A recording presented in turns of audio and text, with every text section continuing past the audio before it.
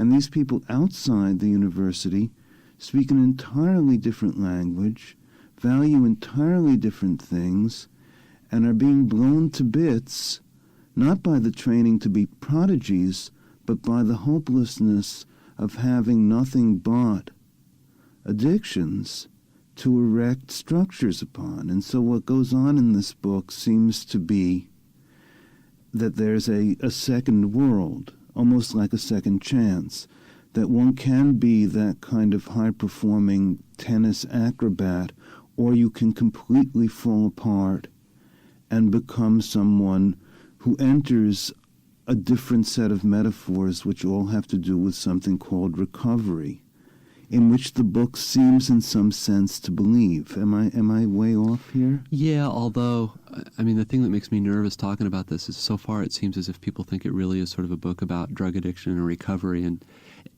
you know, intentional fallacies notwithstanding. I mean, what was really going on in my head was something more general, like what you were talking about before, that there is a kind, that some of the sadness that it seems to me kind of infuses the culture right now has to do with this loss of a sense of purpose or organizing principles, something you're willing to give yourself away to, basically.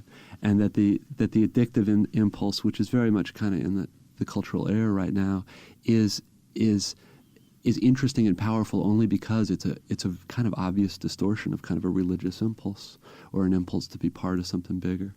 And you know, the stuff at the academy is kind of weird because, yeah, it's very high-tech and it's very become technically better so that you can achieve X, Y, and Z. But also the guy who essentially runs the academy now is a fascist. And whether it comes out or not, he's really the only one there who, to me, is saying anything that's even remotely non-horrifying, except it is horrifying because he's a fascist. And part of the stuff that was rattling around in my head when I was doing this is that it seems to me that one of the scary things about sort of the nihilism of contemporary culture is that we're really setting ourselves up for fascism, because as we empty more and more kind of values, motivating principles, spiritual principles almost out of the culture, we're creating a hunger that eventually is going to drive us to the sort of state where we may accept fascism, just because, you know, the nice thing about fascists is they'll tell you what to think, they'll tell you what to do, they'll tell you what's important, and we as a culture aren't doing that for ourselves yet.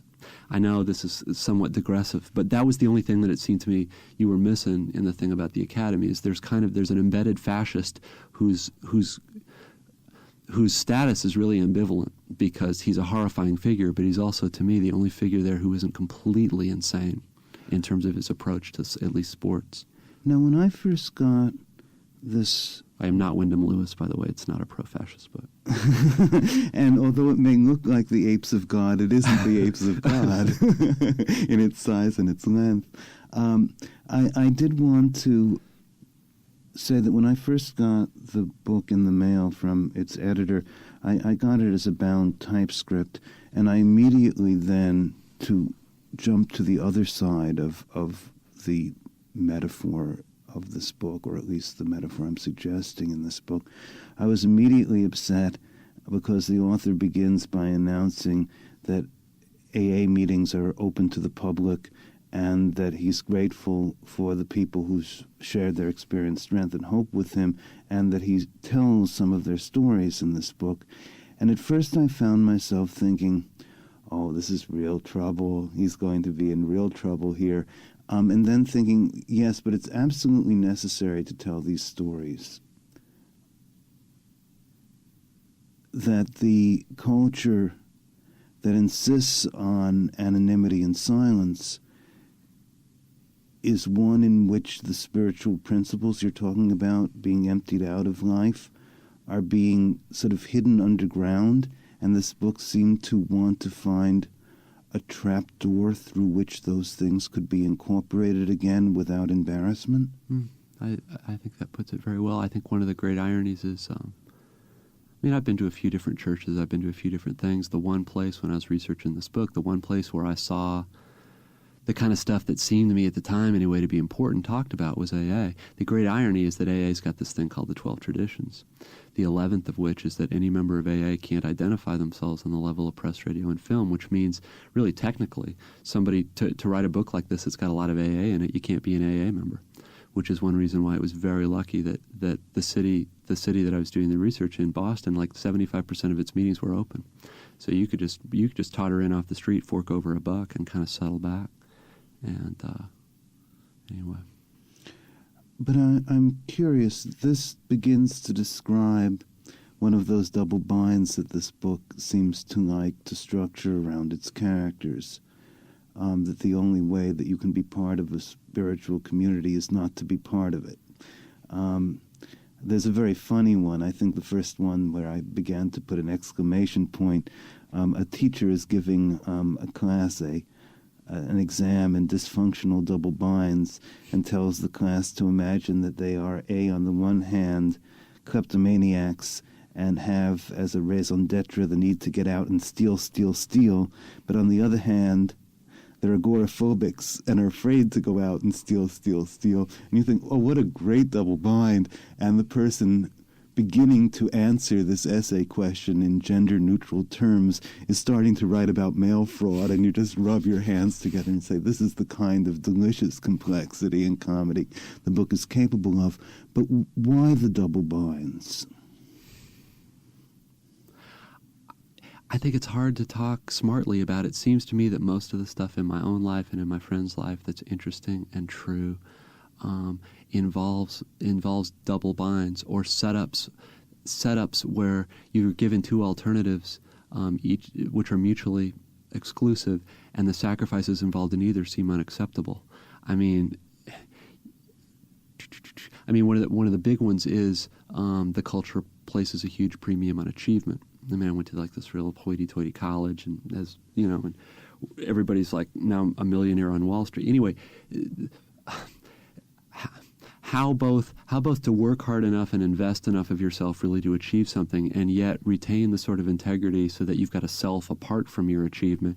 I mean, even something as banal as, the modern woman can have it all. She can have a family and a deep, fulfilling relationship with her children while being, a CEO of a successful company. I mean, it's as if the culture is some Zen teacher, whacking us no matter what we do. It's very interesting. I'm not really quite sure why we set it up that way. I got to tell you, I'm worried these answers are just sounding totally insane. They're great questions, but it just seems to me like a lot of this is stuff that we could talk about for 3 hours. Well, the pleasure about the book, Infinite Jest, is that it does feel like a book that invites the beginning of a conversation, that the book is long enough, involved enough, rich enough, deep enough, and moving enough to begin to feel like a dialogue, that you could go back and talk to the book in the form of reading it again, because I'm halfway through it a second time, and of course the second time round you know things that you couldn't have known the first time through, and so the book is like getting to know someone well. It's designed to be a book. I mean, this is probably a little pretentious to write a book this long and have it be designed to be read more than once. That, for me, wasn't the thing that was really hard and really scary. The really hard and really scary thing was trying to make it fun enough so somebody would want to. And how to have it be fun without having it be reductive or pandering or get co-opted by the very principles of commercialism and, like me that the book is partly about. And that stuff was real migraine producing. I've been speaking to David Foster Wallace on the occasion of the publication of Infinite Jest. Thank you for joining me. Thank you.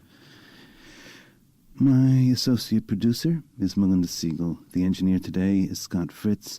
I'm Michael Silverblatt. Join me again next week on Bookworm. To the jungles you can go in books. Funds for Bookworm are provided in part by Lannan Foundation. This program is made available to the public radio system by SAS, a satellite service of KCRW Santa Monica.